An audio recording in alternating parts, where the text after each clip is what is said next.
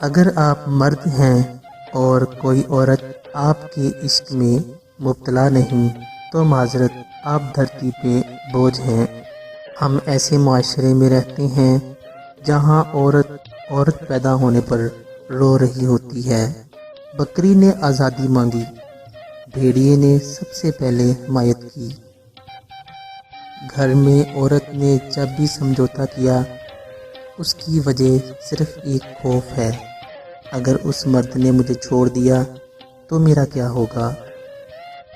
اس بات کو سمجھیں کہ جو بلا وجہ چھوڑ جائے اس پر روتے نہیں بلکہ شکر ادا کرتے ہیں۔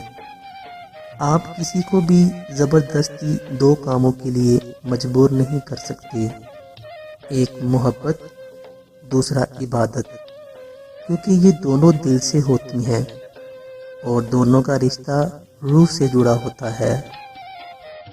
جب انسان کو اندر سے کچھ کھا رہا ہو تو اسے کچھ کھانے کا دل نہیں کرتا۔ یہ جو محبت ہوتی ہے نا، یہ نفس کو مار دیتی ہے۔ محبت میں بندے کی میں مر جاتی ہے، مگر یقین مانے پھر بھی محبت خوددار بہت ہوتی ہے۔ محبت کبھی بھی کسی پہ بوجھ بننا پسند نہیں کرتی۔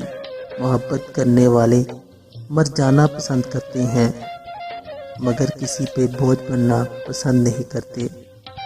اور تم لوگوں کے 4 دن کے کھیل کو ہمارے ہاں محبت نہیں کہتے میاں۔ اگر مرد چاہتا ہے کہ وہ دنیا کی تمام عورتوں کو خوبصورت اور حسین نظر آئے اور عورتیں اسے پسند کرنے لگیں تو اسے چاہیے کہ وہ اپنے کردار کو مضبوط کرے۔